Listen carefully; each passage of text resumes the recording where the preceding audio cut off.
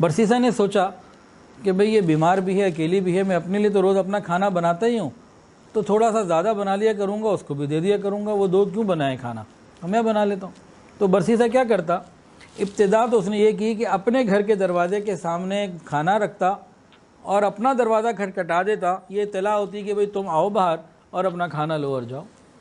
کچھ عرصہ تو یہ چلا، پھر شیطان نے برسیسا کے دل میں ڈالا، دیکھ جوان بچی ہے، باہر آئے گی، کسی کی نظر نہ پڑ جائے تو تم کھانا وہاں پہنچایا کرو۔ ہاں بات تو ٹھیک ہے۔ اب برسیسا اپنے گھر سے نکل کے اس کے دروازے تک آنا شروع ہوا۔ اب یہ شیطان آہستہ آہستہ قریب کر رہا ہے، اب یہ کھانا وہاں پہنچاتا، اس کا دروازہ نوک کرتا اور کھانا وہ رکھ دیتا اور وہ جو ہے کھانا لے لیتی اور چلی جاتی۔ کچھ عرصے کے بعد شیطان نے اس کے دل میں ڈالا کہ بھئی تم اکیلے ہی عبادت کرتے ہو، کہ سارا دن گھر میں ہوتی ہے، اکیلی ہوتی ہے، بیمار بھی ہے، اس کو بھی کوئی وعظ و نصیحت کرو، کوئی اس کو بھی اللہ اللہ کرنا سکھاؤ، اس کو بھی ذکر مراقبہ کچھ بتاؤ، کوئی یہ بھی کچھ کیا کرے۔ نے کہا آئیڈیا تو بڑا اچھا ہے، عمل کیسے ہو؟ نے کہا بھئی تم اپنے گھر کی چھت پہ آؤ، اس کو اس کے گھر کی چھت پہ بلاؤ، اس کو دعوت دیا کرو، وعظ و نصیحت کیا کرو، اسے سمجھایا کرو کیسے عبادت کرنی ہے۔ اب یہ کام شروع ہو گیا۔ اب چند دنوں کے بعد شیطان نے اس کے دل میں ڈالا کہ دیکھو تم اتنی زور سے کرتے ہو اور لوگ بھی ہوتے ہیں تو یہ مناسب تو نہیں ہے، تم اپنے گھر کے دروازے پر آ جاؤ، وہ اپنے دروازے پر آ جائے، تم کر لیا کرو۔ اس نے اس طرح سے شروع کر دیا۔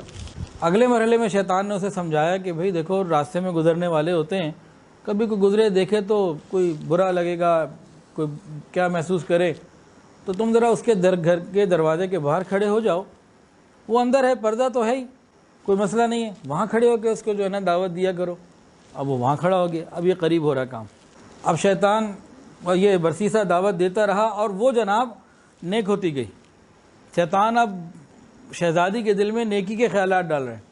اب وہ بتاتی ہیں میں اتنی نمازیں پڑھتی ہوں، میں اتنا ذکر کرتی ہوں، میں اتنا کرتی ہوں۔ برسیسا بڑا خوش کہ بھئی یہ تو پہلے ایک تھا عبادت گزار، اب دو ہو گئے، بڑا اثر ہو رہا ہے میری بات کا۔ آہستہ آہستہ شیطان نے اس کے دل میں یہ ڈالا کہ دیکھو بھئی تم دروازے کے باہر کھڑے ہوتے ہو، غیر محرم ہے، گزرنے والا کیا دیکھے گا، تم اتنے نیک آدمی کسی کی عورت کے دروازے پہ کھڑے ہوئے ہو، کتنے شرم کی بات ہے، تو یہ تو بڑے خراب بات ہے، تم ذرا اندر چلے جایا کرو، وہ دور رہے تم بھی دور رہو اور اندر کھڑے ہو کے بات کر لیا کرو، کوئی گزرنے والے کو برا نہ لگے، کوئی تہمت نہ لگ جائے، کوئی بات نہ ہو، ذرا احتیاط ہونی چاہیے نا۔ اب شیطان نے اس قسم کے وسوسے ڈالے۔ اب جناب یہ اندر چلا گیا، کیا ہوا، شریعت کے حکم کو توڑا اور غیر محرم کے ساتھ تنہائی آ گئی۔ ابھی تک دروازے کے باہر تھا، ابھی دروازے کے اندر، ابھی دروازے کھڑے ہو کے وعظ و نصیحت کرتا، اس کو اللہ کی اور دین کی باتیں بتاتا، وہ سنتی۔ کچھ دنوں کے بعد شیطان نے یہ دل میں خیال ڈالا عورت کے کہ بھئی تم اس کو چرپائی تو دو، ذرا بیٹھ کے بات کر لے، کھڑا رہتا ہے۔ اس نے چرپائی دی، اس نے چرپائی لی، اب دونوں کی چرپائیاں دور دور ہیں، باتیں ہو رہی ہیں، وہ ان کو وعظ و نصیحت کرتے اور وہ سنتی اور بتاتی میں نیک کیا کر رہی ہوں۔ پھر آہستہ آہستہ شیطان نے اس کے دل میں ڈالا بھئی اندر ہو، اتنا اونچا بولتے ہو کہ باہر سے گزرنے والا سن بھی سکتا ہے، ایک ہی کو تو سنانا ہے، کو سارے محلے کو تو نہیں سنانا، تو ذرا قریب ہو کے سنا لیا کرو۔ وہ جناب چارپائیاں دونوں قریب ہو گئیں، قریب ہو کے بات چیت۔ اس کے بعد شیطان نے اپنے کاموں کو اور تیز کیا۔ اس دوران تقریباً 1 سال ہو گیا تھا۔ شہزادے آئے کسی وقت میں اور اپنی شہزادی کو بھی ملے اور برسیسا کو بھی ملے، شہزادی کو بڑا خوش و خرم پایا اور واپس چلے گئے۔ ابھی وہ جو ان کی لڑائی تھی، جنگ تھی، وہ ختم نہیں ہوئی تھی، تو خالی وزٹ کے لیے آئے تھے۔ اب شیطان نے اپنی کوششیں اور زیادہ تیز کر دیں۔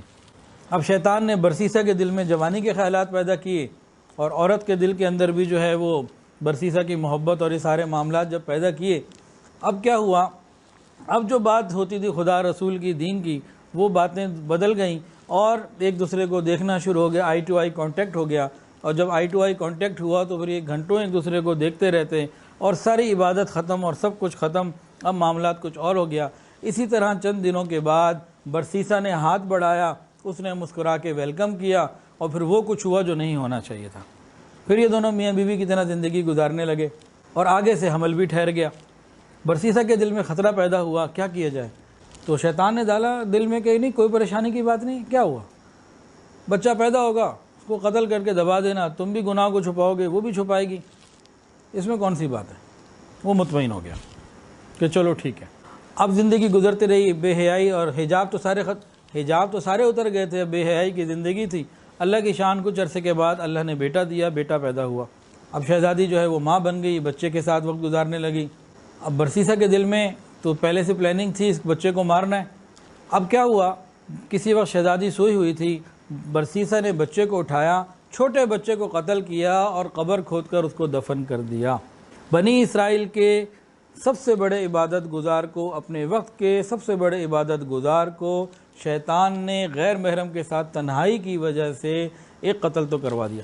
پہلے زنا در زنا اور مستقل بے حیائی کی زندگی شروع کروائی، اور اس کے بعد اب ایک عبادت گزار سے قتل بھی کروا لیا۔ اب بس ہو جائے بھائی، اس سے زیادہ اور کیا کوئی دشمنی نکال سکتا ہے؟ اب چھوڑ دے شیطان۔ لیکن شیطان نے یہاں بھی بس نہیں کیا۔